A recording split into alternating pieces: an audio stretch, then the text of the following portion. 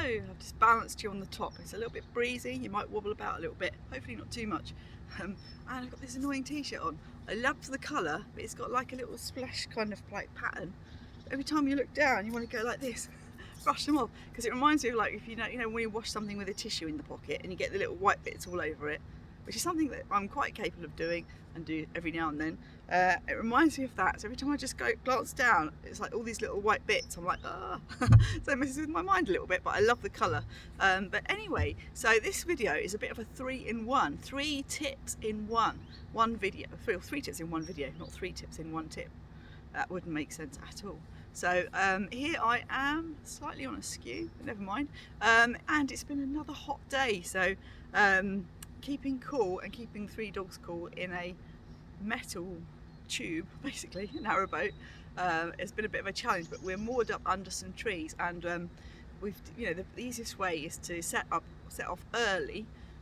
So we're sort of up and they've had a little walk and we've had breakfast and all that kind of thing by 7:30, and then Jeremy does the boat checks, the things that he has to do, not my department, and then we set off about 7:45 this morning. So and then off we go on our little journey throughout the day and end up somewhere different. So yes, and then sort of finish, because we start early, finish earlier, and that means that we can moor up in a shady spot and then just try and keep cool as possible. So it's cooling down a little bit now. It's supposed to be cooler tomorrow, so that will be a little bit better.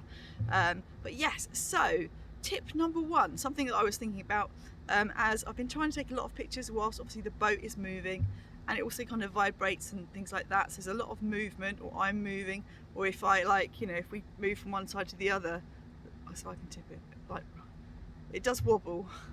So the boat does wobble as well. So if somebody's moving around in the boat and I'm trying to take a picture, the boat can move as well. So there can be a lot of movement.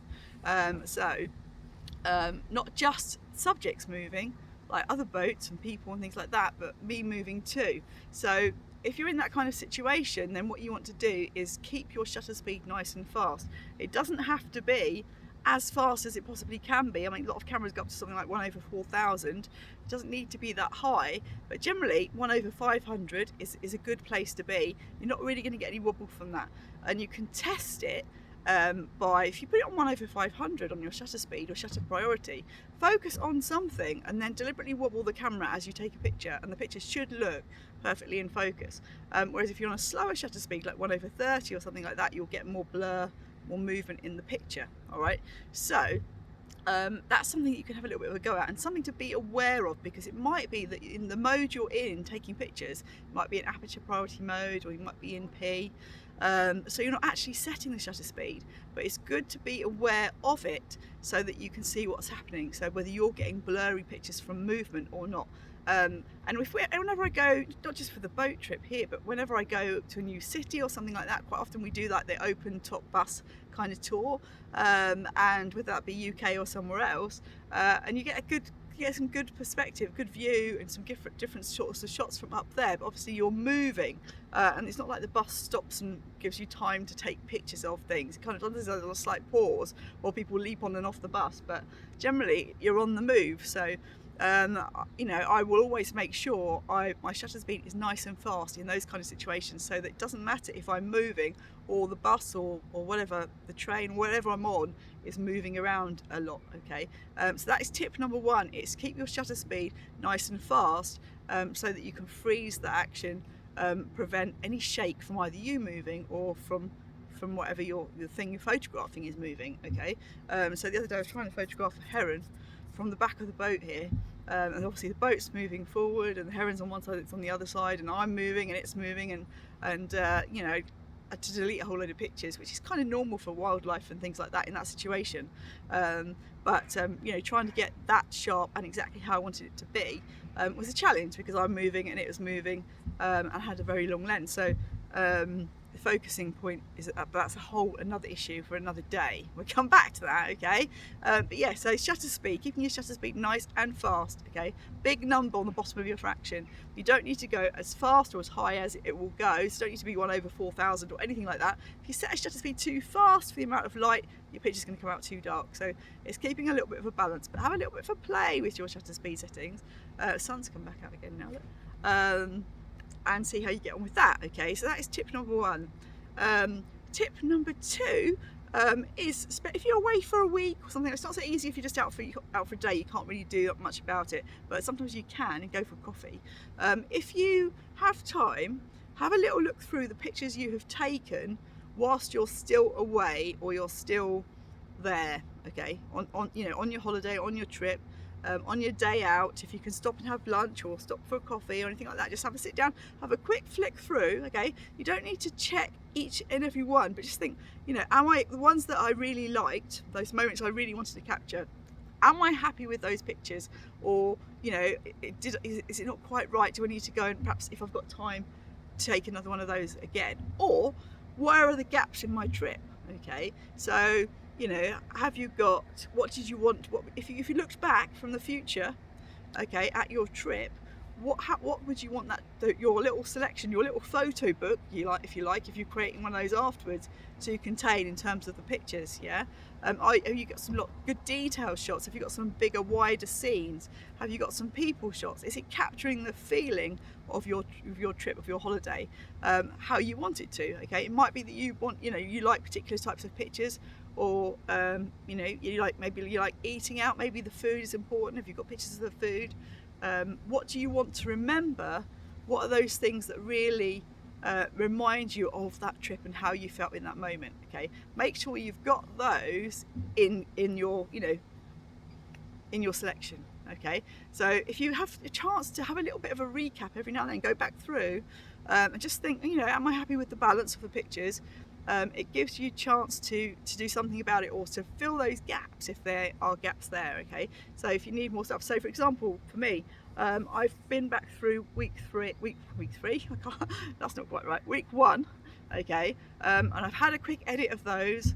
I've just put some on the Facebook page, and I know what I've got sort of at the start of week two, because it's been so hot. I haven't taken so many pictures because we've kind of been concentrating on getting from one place to another, and getting in the shade and then cooling down. Okay, so I've had a little look and think, that makes me think, right, okay, what do I need? What's maybe missing? And I think, actually, for starters, there's no pictures with me because I'm always behind the camera. So, can I, in terms of capturing those memories, can I hand the camera over to Jeremy to take some with me in? Can I set the camera up on the boat to capture some pictures that include me as well? Because obviously I'm here on this trip, and a big part of the trip. So I want some pictures with me in too. So it's thinking about how I'm going to do that. And the other thing is just generally pictures of us, because I've been taking lots of pictures of things like, bits of the scenery and sort of action on locks and some other people, like people on boats and that kind of thing, details and reflections and all those kind of things I love, but I've taken many pictures of the dogs or of Jeremy. So now this week I also want to make sure I get plenty of those, so there's plenty of sort of like our little family on holiday. So can I, I've got a tripod with me. It might be like, I can try and set up a tripod so we can perhaps get a family shot, all of us on the boat or by the boat or something. I need to sort of like keep that in mind, so that if the opportunity comes where we're moored up in a good place where we can do that, it's perhaps a bit quieter and easy to do, then I can get that kind of shot, because that would be great to have a little family picture on the boat on our holiday. So it's getting those in there as well. Okay, so yeah, so it's kind of like, so tip one was kind of shutter speed. Tip two was checking for your gaps. Okay, and then the third one is including you in the pictures. Okay, so making sure if you're on holiday, particularly with like if you're family and stuff like that, if you're the one that takes the pictures all the time, you've got to get in the pictures. If you've got kids, give them the camera, under a bit of guidance. Don't want to drop it in the pool or in the canal or whatever, but get them to take some pictures of you as well. Okay, and so yeah, get some of those family shots, things that you want to, that really do help you to remember. Even if you don't like pictures of yourself, it would be great for family and the kids and stuff to look back on and see that moment. So I want to be able to look back at this trip of us all together, particularly as you know, with the dogs. You know, Scooter is nearly 13, he's getting older, his health is up and down. You know, he has a good day yesterday and his legs are a bit wobbly today because he did a lot yesterday. So, you know, I'm very, you know, in my mind I know that you know, this is perhaps a special holiday with him, lovely memories with him. So I want to make sure I capture that and get pictures of him and all the 3 dogs together and stuff like that. So they are kind of moving to the top of my list in terms of pictures, perhaps the next couple of days, particularly as the forecast is a bit cooler. It might be a little bit cloudy and sort of, which is better for portraits and for people. You know, this sun's been quite harsh and quite bright and quite sort of contrasty, so it's good for reflections and shadows and stuff like that, but not quite so good for pictures of them, particularly as they're all like panting and their tongues are hanging out. Although that would be a memory. Okay, so yeah, so that's something that I need to do as well this week, as well as just keep taking lots of pictures. If you don't have time, you can't always be taking pictures every day. You've got to do some family stuff and other things. So don't put yourself under pressure to take pictures all the time when you're away. It might be that, you know, sometimes if I've been away on holiday before, I've gone out for half an hour early in the morning, or I've gone out, you know, sort of this time of day in the evening before we went out for dinner, so I get an opportunity to take pictures. But on this trip it's a little bit different because we can be cruising along, and I can sort of get some shots, or I can say, right, I need to jump off, right Ted, hang on, and I can take some pictures then. Okay, so yeah, I hope that helps. That's a few tips for you today. I'll do another video later in the week about some other things, but I thought I'll mention those 3 things in one video because they were in my mind today, and I thought they'll disappear out. Now Ted's whining because he's inside and I'm outside. He's my little shadow. But yeah, so anyway, I shall speak to you soon. Bye.